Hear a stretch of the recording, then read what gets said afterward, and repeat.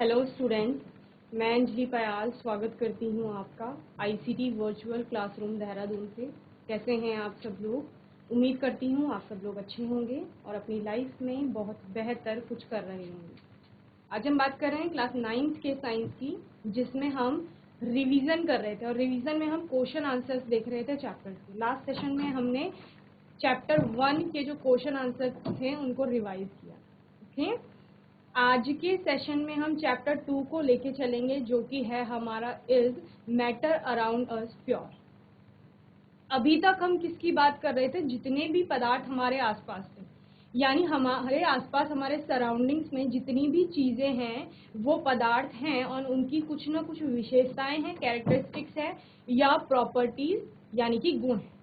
उन गुणों के आधार पर हमने उनकी अवस्थाओं में, अलग अलग भौतिक अवस्थाओं में उनको क्या किया था? क्लासिफाई यानी कि वर्गीकृत किया। उनको पदार्थ के रूप में देखने के बाद हम बात करते हैं कि जो वो पदार्थ है वो कैसा, प्योर है या नहीं है, यानी कि उसमें वो शुद्ध है या फिर उसमें किसी प्रकार की अशुद्धि है।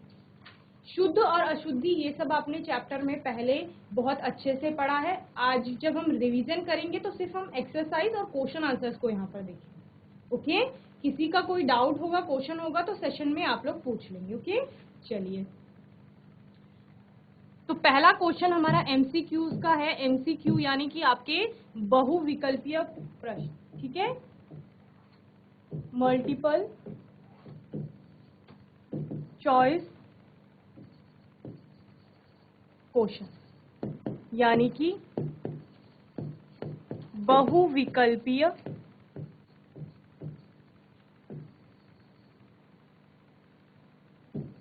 प्रश्न। तो बहुविकल्पीय प्रश्न में आपका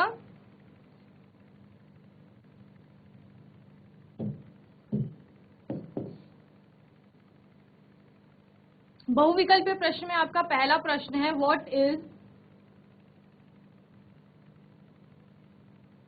ट्रू अबाउट होमोजीनस मिक्सचर, यानी कि इनमें से होमोजीनस मिक्सचर के बारे में क्या सत्य है। होमोजीनस मिक्सचर क्या होता है? आपका समांग मिश्रण।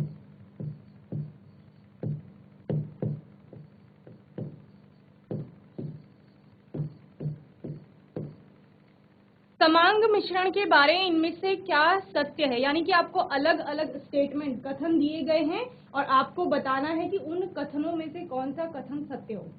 ठीक है। समान अंगी मिश्रण क्या होते हैं? ऐसे मिश्रण होते हैं कि जहां पर जो विलेय का आप कंपोजिशन देखते हैं या अवयवी घटकों का कंपोजिशन देखते हैं वो through out the solution same होता है। Through out the solution same होने का मतलब क्या है कि आपके पास सपोज कोई सोल्यूशन है, ये इसमें दो चीजें होंगी, एक क्या होगा? सॉल्वेंट होगा, एक सोल्यूट होगा। सोल्यूट और सॉल्वेंट का जो कंपोजिशन होगा, यानी कि आप कहीं से भी अगर आप ये पूरा सोल्यूशन हो गया, क्या हो गया? सोल्यूशन, यानी कि विलियन। ये विलियन है और विलियन में आपका क्या है? सॉल्वेंट है यानी कि विलायक है और साथ में क्या है? सोल्यूट यानी कि विलेय है। ओके, विलियन बराबर क्या होता है? विलियन किससे मिलकर के बना हुआ है? विलायक और विलेय से मिलकर के बना हुआ होता है। इस सॉल्यूशन का, सपोज ये 50 ml का सॉल्यूशन है, इस 50 ml से हम 2 या 5 ml कहीं से भी ले लेंगे। सपोज यहां से ले ले अगर हम 2 ml, तो वहां पर सॉल्वेंट और सोल्यूट जिस रेशियो में मिले होंगे, क्या कह रहे हैं? सॉल्वेंट और सोल्यूट जिस रेशियो में मिले होंगे, अगर हम इस सोल्यूशन का कोई 1 ml इस यहां से ले ले तो वहां पर भी उनका जो कंपोजिशन होगा, जिस रेशियो में वो मिले थे, वो यहाँ भी समान होगा। तो इस वजह से ये क्या हो रहे हैं? समान अंगी, समांगी मिश्रण हो रहे हैं, होमोजीनस। ओके, तो जैसे आप चीनी और पानी का सिंपल घोल इस तरह से ले लीजिए कि चीनी और पानी को आपने क्या किया? चीनी को पानी में घोल लिया, ठीक है, घोल बना लिया और अब आप उसको पी रहे हैं। तो आपको जितना मीठा ऊपर सबसे पहले जो सिप लिया आपने, जब लास्ट सिप आप लेते हैं तो उसमें भी सेम उतना ही मीठा लगेगा। मतलब कि पानी में चीनी जो है वो समान रूप से घुली हुई है, समान रूप से घुली हुई है, तो यहाँ भी उतना ही मीठा था सबसे फर्स्ट सिप जो आपका था उसमें, और जो लास्ट सिप आपने यहाँ से लिया उसमें भी उतनी ही चीनी और उतनी ही मिठास थी। तो ये कैसा सोल्यूशन हो गया आपका? ये होमोजीनस हो गया। दूसरा आपका होता है हेटेरोजीनस। हेट्रोजीनस क्या होगा? हेट्रोजीनस ऐसा सोल्यूशन होगा जो समांगी नहीं होता है, विषमांगी जिसको कहा जाता है, यानी through out the solution composition आपका सेम नहीं हो। अगर आप यहाँ पे देखेंगे तो यहाँ विलेय और विलायक कुछ और रेशियो में घुले हुए होंगे, अगर आप इस वाले पोर्शन में देखेंगे तो यहाँ कुछ और होगा, यहाँ कुछ, यानी एक ही सोल्यूशन में अगर अलग अलग जगह से आप जब देख रहे हैं तो कंपोजिशन अलग अलग आ रहा है। ओके, तो वो कैसा हो गया? हेटेरोजीनस हो गया, यानी कि विषमांगी। जैसे हम क्या करते हैं, जैसे आपने रेत को पानी में डाल दिया, तो रेत को पानी में डालने के बाद क्या होता है, रेत क्योंकि कैसी है, अविलेय है, पानी में इनसॉल्युबल है, तो वो नीचे बैठ जाती है। अब कुछ कुछ रेत के हल्के पार्टिकल्स होंगे जो ऊपर भी रहते हैं पानी में, तो क्या होगा, यहाँ अगर आपने ये पानी लिया है, इसमें आपने रेत डाल दी सपोज, ठीक है, तो यहाँ कुछ आपके हल्के का कण रहेंगे, यहाँ पे कुछ कण रहेंगे, यहाँ पे आपके सबसे ज्यादा पार्टिकल्स रहेंगे किसके, विलेय के। विलेय रेत हो गई यहाँ पर। तो इस प्रकार से आपका कंपोजिशन अलग अलग हो गया। अगर आप नीचे का सोल्यूशन देखते हैं तो वहां पर आपको विलेय की मात्रा ज्यादा लगती है, विलेय की सांद्रता ज्यादा लगती है। ऊपर जब आप देखेंगे तो वहां विलेय आपको क्या मिलेगा, कम मिलेगा, यानी रेत कम मिलेगी। तो इस प्रकार से वो कैसा हो गया, क्योंकि समान अंगी नहीं दिख रहा है, सब जगह पर रेत की मात्रा समान नहीं है पानी के साथ, तो वो विषमांगी हो गया। तो यानी समांगी मिश्रण, यहाँ पे दो स्टेटमेंट दी गई है। फर्स्ट है homogeneous mixture is the mixture of 2 और more than 2 components. Homogeneous mixture 2 या 2 से ज्यादा अलग अलग अवयवी घटकों का एक मिश्रण होता है। In homogeneous mixture the composition and properties are uniform throughout the mixture.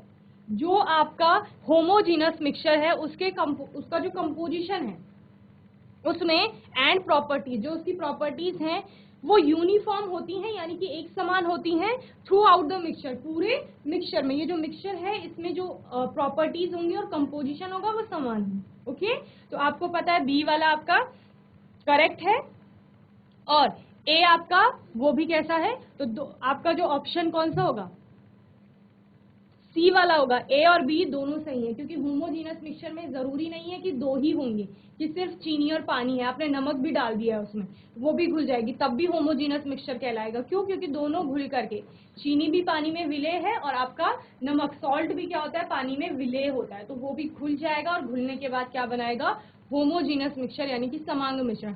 तो यह 2 या 2 से अधिक कंपोनेंट्स का, यानी घटकों का क्या होता है, मिक्सचर, मिश्रण होता है। होमोजीनस भी मिश्रण ही है, समांगी मिश्रण हम उसे कहते हैं। मिक्सचर है लेकिन किस प्रकार से है कि कंपोजिशन वहां पर क्या हो रहा है, सेम हो रहा है, प्रॉपर्टी सेम हो रही है पूरे मिक्सचर के लिए। ओके, चलिए जल्दी से नोट कीजिए इस क्वेश्चन को।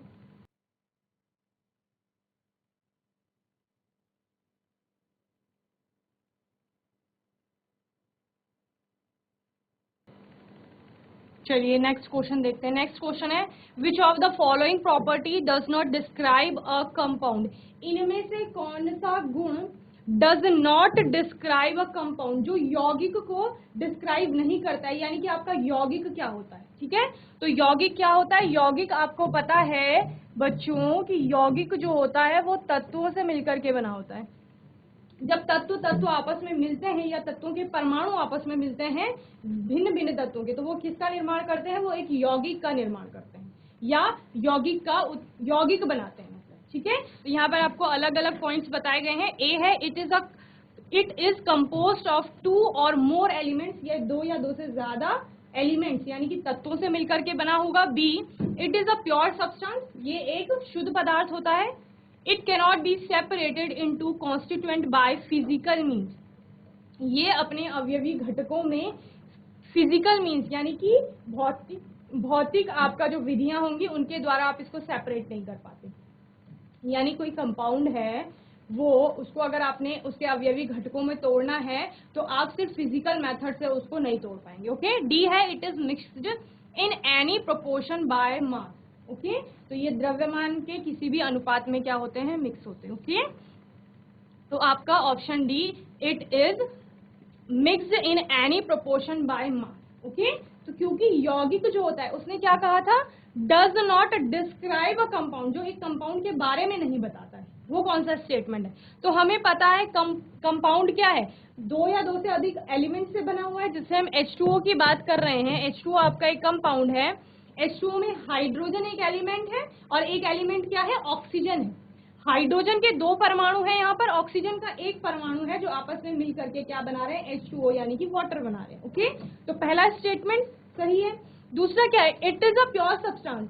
ऑब्वियसली जब हम प्योर सब्सटेंस की बात करते हैं तो प्योर सब्सटेंस क्या होता है, प्योर सब्सटेंस ऐसा सब्सटेंस होता है जिसके कण समान होते हैं या जिसके अवयवी घटक समान होते हैं। अवयवी घटकों में आपका क्या आता है, परमाणु आता है। परमाणु किस केस में आता है, तत्व, क्योंकि तत्व जो है वो परमाणु से मिलकर के बना हुआ होता है। जब हम यौगिक की बात करते हैं तो यौगिक किससे मिलकर के बना हुआ होता है, यौगिक आपका अणुओं से मिलकर के बना हुआ है, यानी कि मॉलिक्यूल से। और जब हम अणु की बात करेंगे तो यहाँ पर H2O जैसे हम बोल रहे हैं, तो जब हम पानी लेंगे, सपोज ये आपका पानी है, तो इसमें सारे जो मॉलिक्यूल होंगे वो समान होंगे। किसके होंगे, H2O के, 1 मॉलिक्यूल, 2, 3, 4, इस प्रकार से कई मॉलिक्यूल होंगे पूरे जितना भी आपने पानी लिया है। ओके, तो ये भी H2O है, ये भी H2O है, ये भी H2O है, ये भी H2O। ठीक है, तो प्योर सब्सटेंस क्या कहता है कि मैं एक समान कणों से मिलकर के बना होता है। वो परमाणु हो सकता है या अणु हो सकता है, परमाणु तत्व के केस में और अणु किसके केस में, आपका यौगिक के केस में। ओके, तो इसीलिए हम शुद्ध पदार्थ को 2 तरह से क्लासिफाई करते हैं, एक एलिमेंट्स में और एक कंपाउंड्स में, यानी कि तत्व और यौगिकों में। ओके, क्लियर है, तो दूसरा भी आपका क्लियर है। तीसरा है, it can not be separated into constituents by physical mean, यानी कि अगर हमें H2O को तोड़ना है किसमें, हाइड्रोजन और ऑक्सीजन में, तो सिर्फ भौतिक विधियां नहीं चलेंगी। हमें अगर किसी भी कंपाउंड को उसके कॉन्स्टिट्यूएंट में पृथक करना होता है तो हमें केमिकल प्रोसेस के थ्रू या केमिकल रिएक्शन के थ्रू हम वो कर पाते हैं, सिर्फ फिजिकल मेथड से ये पॉसिबल नहीं है। तो ये तीनों कंपाउंड के लिए सही थी। गलत कौन सा था, सिर्फ ये था, क्योंकि हमें पता है H2O जब भी बनेगी, यानी कोई भी कंपाउंड बनेगा जब, तो उसका जो वो उसके जो एलिमेंट्स के जो परमाणु होंगे यानी कि एटम्स होंगे आपके जो आपस में मिलते हैं, तो वो मास के रेशियो में मिलते हैं। जैसे हम H2O की बात करेंगे तो हाइड्रोजन का मास 1 होता है, कितना होता है, 1। ऑक्सीजन की बात करेंगे अगर, तो ऑक्सीजन का कितना होता है, 16 होता है। यहाँ पर 2 हाइड्रोजन है तो 2 हो जाएगा। ओके, इन दोनों का रेशियो देखेंगे तो 2 × 16 यानी कि 1:8 का रेशियो आएगा। तो पानी आप कहीं से भी ले लीजिए, पूरे यूनिवर्स में जहां भी आपको पानी मिल रहा है, नदी से ले लीजिए, तालाब से ले लीजिए, टैप वाटर लीजिए, समुद्र का लीजिए, जहां भी आपको पानी दिख रहा है, उस पानी में जो H2O मिली हुई है, घुली हुई है हाइड्रोजन और ऑक्सीजन, उनके द्रव्यमान का अनुपात हमेशा फिक्स रहेगा 1:8 के ही रेशियो में, अनुपात में वो दोनों क्या करेंगे, आपस में मिलेंगे। यानी कि अगर आप 1 ग्राम हाइड्रोजन ले रही हैं तो पानी बनाने के लिए आपको 8 ग्राम ऑक्सीजन लेनी पड़ेगी, तभी आपका पानी बनेगा। 8 से ज्यादा 9 ग्राम ले लिया तब भी 8 ग्राम से जुड़कर ही वो क्या बनाएगी, पानी बनाएगी। क्लियर है, तो यानी कि इसमें क्या कहा था, it is mixed in any proportion, कि किसी भी प्रोपोर्शन में आपने 2 ग्राम पानी ये हाइड्रोजन ले लिया, ऑक्सीजन आपने 6 ग्राम ली, तब भी पानी बन जाएगा, ये वो कह रहा है। तो ऐसा पॉसिबल नहीं है। कोई भी जो कंपाउंड बनता है उसके द्रव्यमान का अनुपात हमेशा फिक्स रहता है। जैसे ये जल के लिए है, आपकी कार्बन डाइऑक्साइड बन रही है, उसके लिए भी कोई द्रव्यमान का अनुपात होगा। ओके, तो जल्दी से इसे नोट करेंगे, फिर हम नेक्स्ट क्वेश्चन पे आएंगे।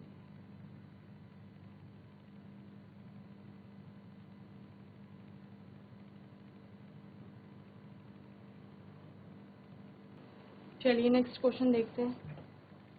In the tincture of iodine find the solute and solvent. Tincture iodine जो बनती है उसमें आपको सॉल्यूट यानी कि विलेय और सॉल्वेंट यानी कि विलायक बताना है। ठीक है, कि विलेय क्या है और विलायक क्या है। वहीं बी है, iodine is the solute, iodine विलेय है और एल्कोहल क्या है, सॉल्वेंट है। C, any component can be considered as solute or solvent. दोनों में से एल्कोहल, टिंचर आयोडीन में एल्कोहल और आयोडीन आपको मिलती है, तो वो सी ऑप्शन कह रहा है कि दोनों में से आप किसी को भी सॉल्वेंट बोल लीजिए, किसी को भी सॉल्यूट बोल लीजिए, यानी कुछ भी आपका विलेय हो सकता है, कुछ भी विलायक हो सकता है। Okay, and D is tincture of iodine is not a solution, यानी कि टिंचर आयोडीन एक विलियन नहीं। ठीक है, तो इनमें से आपका जो बी ऑप्शन है वो करेक्ट है, क्योंकि आयोडीन यहाँ पर क्या होती है, आयोडीन जो होती है वो विलेय होती है,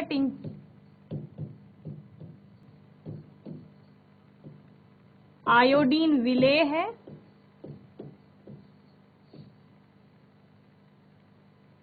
और आपका जो अल्कोहल है वो क्या है, सॉल्वेंट यानी कि विलायक है।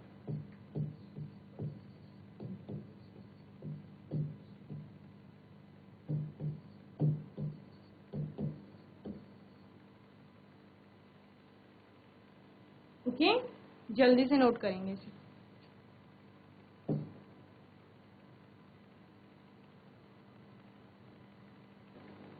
चलिए नेक्स्ट क्वेश्चन देखते हैं। Which of the following is not a homogeneous mixture, इनमें से कौन सा एक समांगी मिश्रण नहीं है।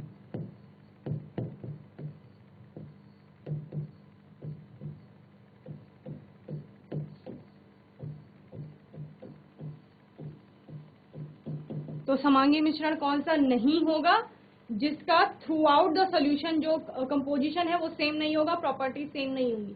यानी कि अगर हम किसी सॉल्यूशन में देख रहे हैं तो विलेय और विलायक का जो कंपोजिशन है, जिस कंपोजिशन में वो जिस रेशियो में वो आपस में जुड़े हुए हैं, वो रेशियो आपको पूरे सैंपल में सेम नहीं मिल रहा है अगर, तो वो कैसा होगा, वो हेटेरोजीनस हो जाएगा, यानी वो होमोजीनस नहीं होगा।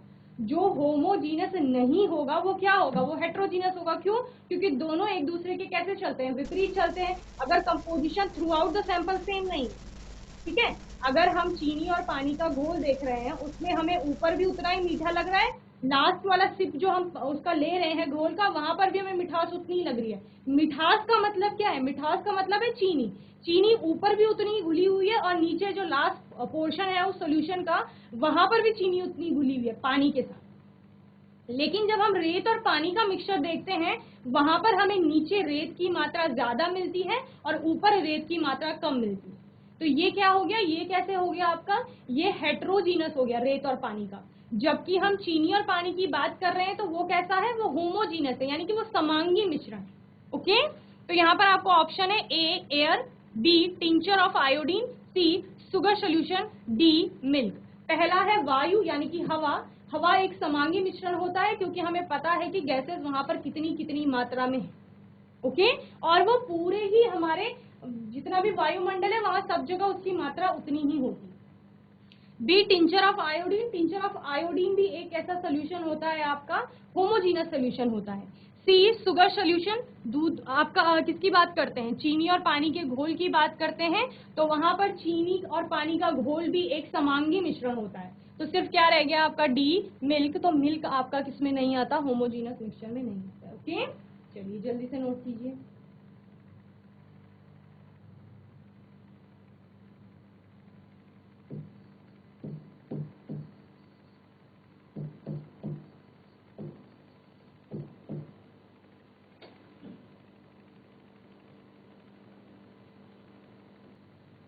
तो क्वेश्चन नंबर 5 है आपका, an example of liquid metal and liquid non metal. अब ये क्या है, ये है द्रव धातु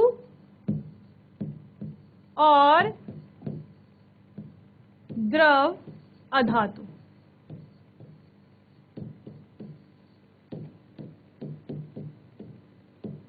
अब धातु और धातु क्या है, जब हम तत्व को पढ़ रहे थे, ठीक है, हमने बोला इतने सारे एलिमेंट्स है पीरियोडिक टेबल में, तो हमने पीरियोडिक टेबल में इतने सारे एलिमेंट्स देखे, फिर हमने उन एलिमेंट को उनकी अलग अलग प्रॉपर्टीज के आधार पर क्या किया, क्लासिफाई किया, यानी वर्गीकृत किया। जैसे कि हम क्या करते हैं, स्कूल में इतने सारे बच्चे आ जाते हैं तो उनकी अलग अलग प्रॉपर्टीज, क्या उनका एज हो गया, उनका क्या होता है कितना उनका मेंटल स्टेटस है, मतलब मानसिक जो एज होती है एक, वो कितनी है, और हम इसके अकॉर्डिंग उनको अलग अलग क्लासेस में क्या करते हैं, क्लासिफाई करते हैं। कुछ को हम फर्स्ट क्लास में रखते हैं, कुछ को सेकंड में, थर्ड, फोर्थ, फिफ्थ, इस तरह से हम क्या करते हैं, क्लासिफाई करते हैं। तो जब एलिमेंट हमारे पास आ गए इतने सारे, तो उनको भी क्लासिफाई करने की आवश्यकता थी। तो क्लासिफाई करने के लिए हमने उनको क्या किया, उनके गुण देखे। तो गुणों के आधार पर हमें क्या क्या गुण दिखे कि कुछ तत्व ऐसे हैं जो बहुत चमकदार होते हैं, कि चमक रहे हैं, ठीक है, कुछ क्या होते हैं एकदम मैलिएबल होते हैं, कि एकदम से पतली पतली शीट आप उनकी बना सकते हैं, आघात वर्ध्यता का गुण है, या तन्यता का गुण है, जिनकी हम पतली पतली तार बना सकते हैं। कुछ विद्युत के सुचालक हैं, कुछ कुचालक है, कुछ ऊष्मा के सुचालक हैं, कुछ ऊष्मा के कुचालक हैं। ओके, इस प्रकार से हम उनको देखते हैं। तो फिर हमने एक जैसे प्रॉपर्टीज रखने वालों को एक साथ रख दिया कि इनकी प्रॉपर्टीज समान है, ये एक ग्रुप में आएंगी। इनकी प्रॉपर्टीज समान है, इनको एक ग्रुप में आएगी, यही वर्गीकरण कहलाता है। यही हमने वर्गीकरण किया और एलिमेंट को हमने धातु, अधातु और उपधातु 3 क्लासेस में क्लासिफाई किया। फिर हमने धातुओं के कुछ गुण देखे और अधातुओं के कुछ गुण देखे। धातुओं के गुणों की जब हम बात करते हैं वहां पर हमने क्या बोला कि बच्चे ये कठोर होगा, जैसे लोहा होता है और तांबा, कॉपर होती है, ये सारी धातुएं कैसी होती हैं, कठोर होती हैं और सामान्यतया ठोस अवस्था में मिलती, ठीक है। और साथ में हमने क्या बोला, मैलिएबल होंगी, यानी आघात वर्धता का गुण उनमें मिलेगा, तन्यता का गुण उनमें मिलेगा, यानी कि पतली पतली चादरें आप धातुओं की बना सकते हो। और क्या कर सकते हो, पतली पतली तार देखी है आपने, जैसे आपकी इलेक्ट्रिसिटी की जो वायर होती हैं जितनी, वो किसकी बनती है, इलेक्ट्रिकल वायर, वो धातुओं की बनती है, क्योंकि धातुओं की पतली पतली तार बनाई जा सकती है। ओके, और क्या गुण मिलता है, तार बना रहे हैं मतलब उसमें इलेक्ट्रिसिटी फ्लो करेगी, करंट फ्लो करेगा, मतलब विद्युत की क्या होगी, सुचालक होगी। ऊष्मा, जितने बर्तन बनाए जाते हैं मेटल से बनाए जाते हैं खाने बनाने के लिए, क्यों, क्योंकि ऊष्मा का उसमें प्रवाह हो सके। अगर बर्तनों में ऊष्मा का प्रवाह नहीं होगा तो आप नीचे से कितनी भी आग जला लीजिए, बर्तन आपका गर्म नहीं होगा, गर्म नहीं होगा तो खाना नहीं बनेगा। तो इसीलिए मेटल यानी धातुएं क्या है, ऊष्मा की भी सुचालक थी। तो इन सबको पढ़ने के बाद हम धातु को पढ़ रहे थे तो हमने कहा था कि सामान्यतया सभी ठोस अवस्था में है, लेकिन हमने एक धातु ऐसी देखी थी जो कमरे के तापमान में द्रव अवस्था में थी, और वो धातु आपकी क्या थी, मरकरी थी, ठीक है।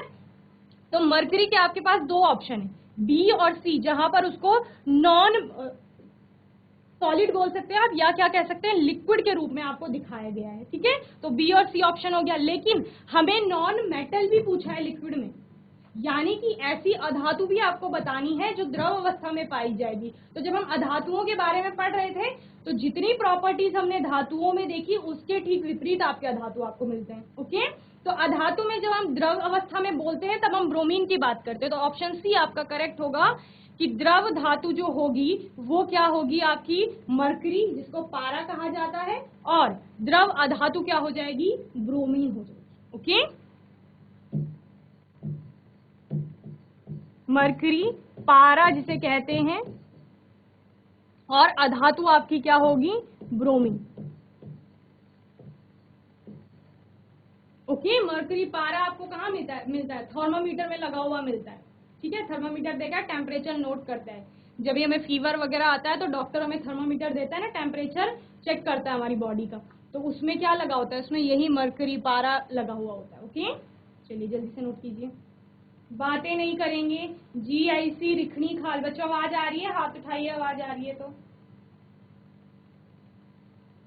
Very good. GIC नारायण बगड़, बच्चों बातें नहीं करेंगे, नोट करिए।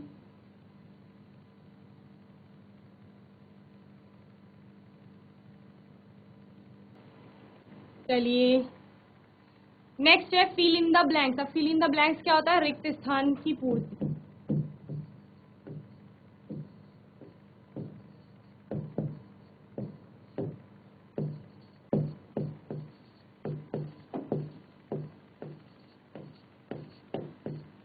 आपको कोई स्टेटमेंट दिया जाएगा, कथन दिया जाएगा, और उस कथन में आपको एक रिक्त स्थान मिलेगा, खाली जगह मिलेगी, उस खाली जगह को एक सही शब्द का चयन करके भरना होगा, ठीक है। तो यहाँ पर पहला है common salt is, common salt यानी कि साधारण नमक जिसको कहा जाता है।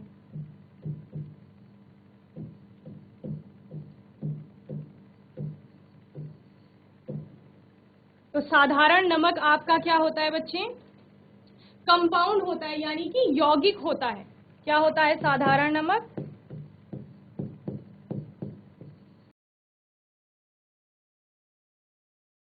यौगिक है।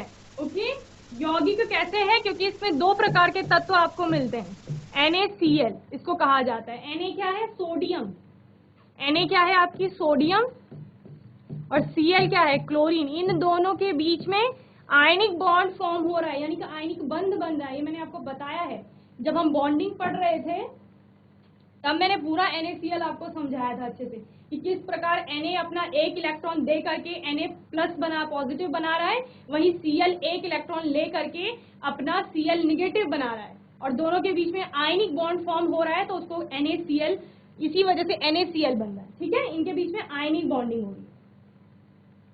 तो ये सोडियम क्लोराइड इसका केमिकल नेम यानी कि रासायनिक नाम है, ठीक है, यही यौगिक है, इसीलिए इसको यौगिक बोला जा रहा है, क्योंकि दो तत्वों से मिलकर के बन रहा है ना, सोडियम और क्लोरीन से। यौगिक क्या कहा हमने? यौगिक कहा दो या दो से अधिक तत्वों से मिलकर के जो बना हो। तो दो तत्व आ रहे हैं, तो दो तत्वों से मिलकर के आपका साधारण नमक, साधारण नमक क्या, जिसे हम खाने में डालते हैं ना, उसी नमक की बात हो रही है। तो उसका केमिकल फॉर्मूला होगा NaCl, यानी सोडियम और क्लोरीन है उसमें प्रेजेंट। ओके, चलिए नेक्स्ट है, a mixture contain more than dash substance mixed in dash proportion. A mixture contain more than, एक मिश्रण में मोर देन मतलब इससे ज्यादा डैश सब्सटेंस मिक्स होते हैं, पदार्थ मिक्स होते हैं, इन डैश प्रोपोर्शन, किस प्रोपोर्शन में। ओके, तो आपका हो जाएगा a mixture contain more than one substance mixed in any proportion, यानी कि आप लिखेंगे मिश्रण में एक से ज्यादा पदार्थ, मिश्रण में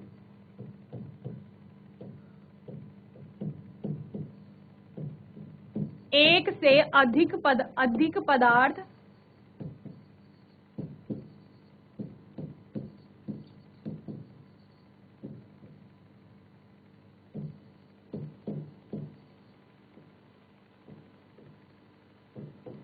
किसी भी अनुपात में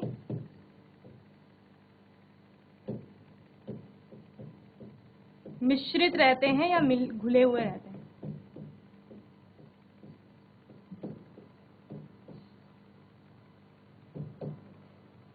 ओके, चलिए दूसरा नोट करिए जल्दी से।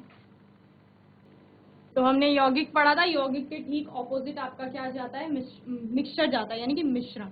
तो यौगिक में हमने अनुपात भी देखा था कि एक अनुपात फिक्स रहता है, जैसे हमने वाटर के केस में देखा था, हाइड्रोजन और ऑक्सीजन का जो रेशियो था वो फिक्स था। वहीं पर एक से अधिक पदार्थ, क्योंकि मिश्रण है तो मिश्रण में बहुत सारे पदार्थ आपस में मिलेंगे तब मिश्रण बनेगा। ओके,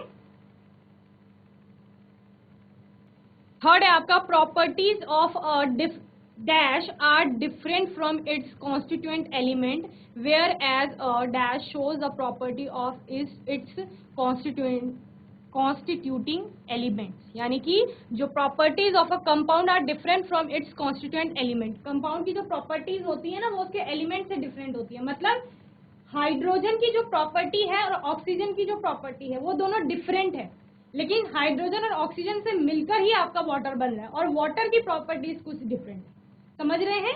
यानी कि यौगिक के जो गुण होते हैं वो अलग होते हैं, और यौगिक जिन तत्वों से मिलकर के बना होता है उनके गुण अलग होते हैं, ये हमें पता है। और whereas a dash show the property of its constituting elements, जबकि जो मिक्सचर होता है, मिश्रण होता है, वो जिन चीजों से मिलकर के बना हुआ होता है उनके गुणधर्म दिखाता है या प्रदर्शित करता है। ओके, चलिए नोट करिए।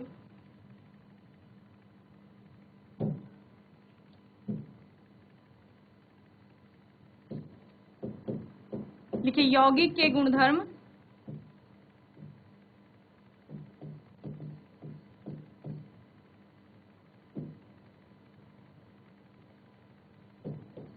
तत्वों से भिन्न होते हैं। कौन से तत्व? जिनसे वो मिलकर के बना हुआ है।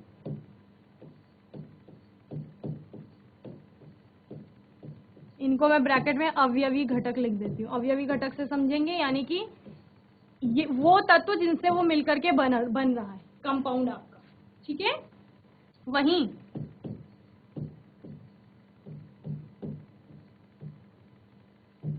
मिश्रण में उसके जो घटक हैं, अवयवी घटकों का गुण विद्यमान रहता है।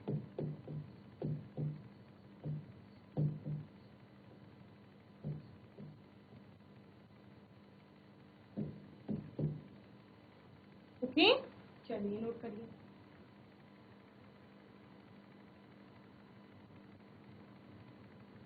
नेक्स्ट है, solution is defined as a mixture that is, एक जो सोल्यूशन होता है, विलयन होता है, वो मिक्सचर होता है किस प्रकार का? होमोजीनस मिक्सचर होता है, यानी समांगी मिश्रण होता है। ओके, चलिए लिखिए विलयन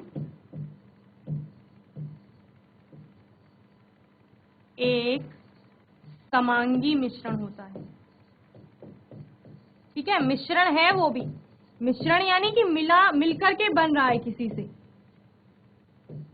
और किससे मिलकर के बना हुआ है, उसके जो अवयवी घटक हैं उनसे मिलकर के बना हुआ है। जैसे हम चीनी और पानी की बात कर रहे हैं, तो चीनी और पानी को मिलाएंगे तो वो भी एक मिश्रण है, मिक्स कर रहे हैं हम उसमें चीनी और पानी को।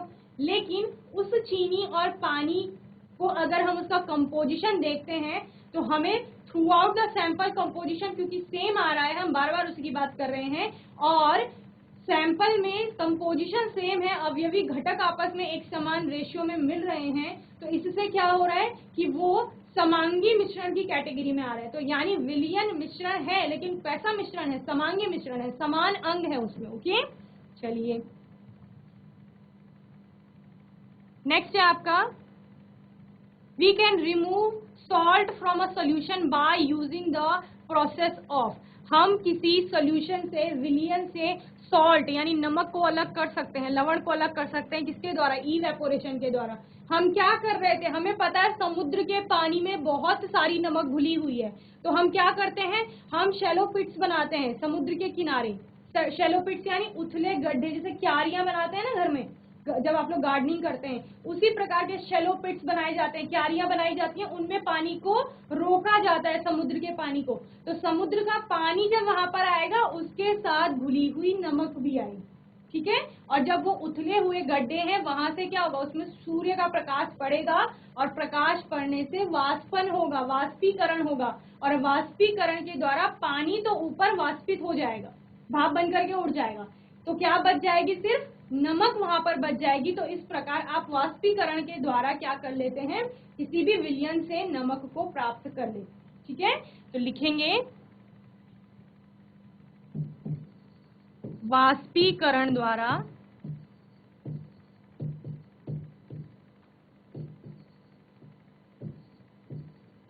किसी विलयन से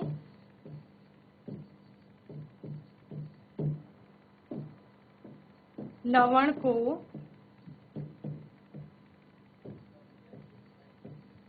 पृथक किया जा सकता है।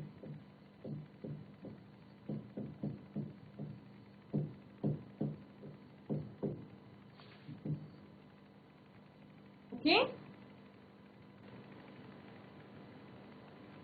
चलिए, तो बच्चों आज के क्वेश्चन में हमने चैप्टर 2 का रिवीजन अपना किया, और उसमें हमने कुछ एमसीक्यूज यानी कि बहुविकल्पीय प्रश्न देखे, साथ ही हमने रिक्त स्थानों की पूर्ति की।